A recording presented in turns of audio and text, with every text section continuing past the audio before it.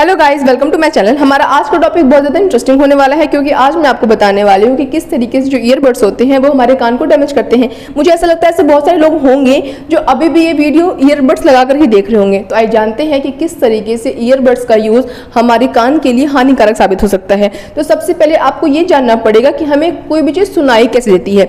बिना ये जाने कि हमें सुनाई कैसे कोई चीज़ देती है, आप इतनी आसानी से नहीं समझ पाओगे कि ईयरबड्स हमारे सुनने की क्षमता को कम कैसे करता है। तो बहुत लंबे में नहीं बताऊंगी, बहुत ही शॉर्ट में बताऊंगी कि हमें कोई भी चीज़ सुनाई कैसे देती है। अब देखो, सबसे पहले हमारा क्या है, ईयर का स्ट्रक्चर है, ठीक है।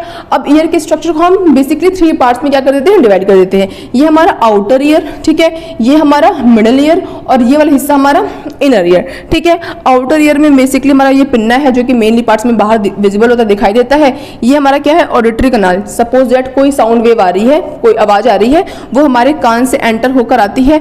कहाँ पर आती है, इस ऑडिटरी कनाल से होते हुए हमारे मिडल ईयर तक आती है। उसके बाद ईयर ड्रम प्रेजेंट होते हैं जो कि वाइब्रेशन करते हैं।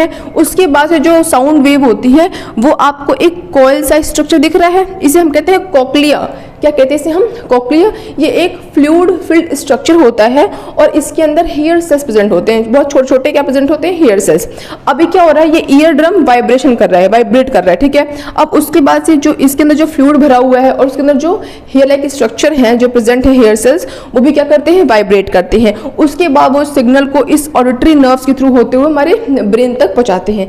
ऐसे हमें कोई भी चीज़ सुनाई देती है। लेकिन जब हम ईयरबड्स का इस्तेमाल करते हैं और बहुत ही हाई फ्रिक्वेंसी पे, बहुत ही हाई वॉल्यूम पे हम कोई म्यूजिक सुन रहे हो या फिर कुछ भी हम कर रहे हो, बहुत जिसकी फ्रिक्वेंसी क्या हो, बहुत वॉल्यूम क्या हो उसका हाई हो, तो उसके बाद से क्या होता है, अब ये ईयर ड्रम बहुत तेज से वाइब्रेट करेगा, ठीक है। उसके बाद जो अंदर ये जो हमारा कोक्लिया दिख रहा है, इसके अंदर जो फ्लूइड है, जो हेयर लाइक स्ट्रक्चर प्रेजेंट है, टाइनी हेयर सेल्स प्रेजेंट है, वो बहुत ज़्यादा वाइब्रेट करते हैं, बहुत तेज। अब बहुत तेज वाइब्रेट करेंगे तो वो क्या होता है, डैमेज जाते हैं। अभी मान लो वो डैमेज हो रहे हैं, अब वो हेयर सेल्स कर क्या रहे थे, आपके साउंड वेव्स को इलेक्ट्रिकल इंपल्स में कन्वर्ट करके ब्रेन के पास भेज रहे थे। अब वो सेल्स क्या हो गए, डैमेज हो गए। अब आपकी आवाज़ को कौन भेजेगा ब्रेन के पास, कोई बचा ही नहीं जो कि आपकी आवाज़ को कहाँ भेज पाए, ब्रेन के पास। और सब कुछ दिमाग का खेल ही तो होता है। अब जब कोई भेजने वाला नहीं बचा तो बताओ आपको सुनाई देगा, नहीं देगा। तो आपको सुनाई देना कम हो जाता है। अगर आपको लगता है ना कि मुझे कुछ खटखट की आवाज़ आती है, मुझे कुछ सुनने में कुछ दिक्कत होती है, तो आपको तुरंत ही अपने डॉक्टर से चेक कराना चाहिए। वैसे एक बात बताओ, आपको क्या लगता है कि नहीं सुन पाने से क्या क्या दिक्कत होती है। सबसे पहला, अगर हम ईयरबड्स का इस्तेमाल करते हैं तो हमारी सुनने की क्षमता कम हो जाती है, या फिर मे भी हो सकता है कि आप हियरिंग लॉस हो जाए आपका, आप बिल्कुल ना सुन पाओ, ठीक है। दूसरा, आपको पता है एक शक की बीमारी या फिर मैं कह लूँ मेंटल इलनेस भी हो जाती है अगर आपको सुनाई ना दे रहा हो। अब पूछो कैसे।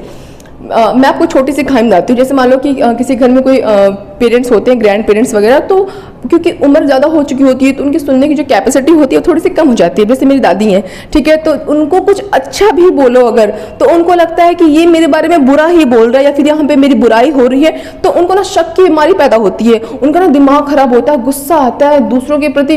तो ये क्या एक मेंटल इलनेस हो जाती है। नहीं, अब खुद सोचो कि मैं कुछ बोल रही हूँ और आपको क्योंकि आपको सुनाई नहीं दे रहा, आपको ये लगता है कि मैं आपके बारे में बोल रही हूँ, तो कितना बुरा लगेगा। तो सबसे पहला, आप सुन नहीं पा रहे। दूसरा, आपको मेंटल इलनेस हो रही है। तीसरा, आप ईयरबड्स लगा रहे हो, ठीक है। अभी कभी कभी क्या होता है कि ईयरबड्स लगाने से कान में दर्द होते हैं, क्योंकि सभी के कान सेम साइज के तो होते नहीं है, बट ईयरबड्स तो एक जैसे ही होते हैं ना, तो वो कान में क्या करते हैं, दर्द पैदा करते हैं। चौथा एक कारण और हो सकता है, क्योंकि हम बहुत लंबे टाइम तक ईयरबड्स को अपने कानों में यूज़ करते हैं, जिस कारण से क्या होता है कि इन्फेक्शन होने का खतरा हो जाता है। जैसे कि बहुत टाइम तक वो सील रहेगा कान हमारा, ठीक है, उसके अंदर जो नमी होगी, ह्यूमिडिटी होगी, वो बढ़ेगी, इन्फेक्शन होगा, बहुत ज़्यादा बैक्टीरिया फंगाई के लिए बहुत अच्छा इन्वायरमेंट होगा, तो वहाँ पे हमें क्या हो सकता है, इन्फेक्शन।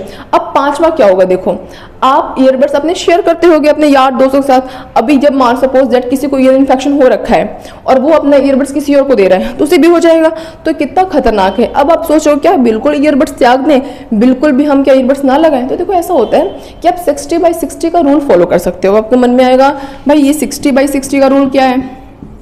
इसका मतलब है कि अगर आप कोई भी म्यूजिक वगैरह यूज़ कर रहे हो, सुन रहे हो, तो उसका वॉल्यूम 60% तक रखो, और दूसरा कि उसे 60 मिनट्स तक रखो। जैसे एक घंटे रखो, फिर थोड़ा सा गैप दो, फिर रख लो, फिर गैप दो, तो ऐसे आपको करना चाहिए। आप एक और दुष्परिणाम होता है ईयरबड्स का, एक्सीडेंट वगैरह भी हो सकते हैं ना। अगर आप बाइक वगैरह पे यूज़ कर रहे हो, आपको हॉर्न सुनाई नहीं देगा तो कितनी दिक्कत हो सकती है। तो जो टॉपिक था कि किस तरीके से ईयरबड्स हमारे कान को डैमेज करता है वो मैंने बहुत अच्छे से आपको समझा दिया है। फिर भी कोई डाउट होगा तो मुझे कमेंट बॉक्स में कमेंट करना, मैं उसका रिप्लाई देने की बहुत जल्द कोशिश करूंगी। बाकी ऐसे और इंटरेस्टिंग टॉपिक्स के लिए मेरे चैनल को सब्सक्राइब जरूर करें और अगर वीडियो पसंद आई हो तो इसे एक लाइक जरूर करें। That's all, bye guys.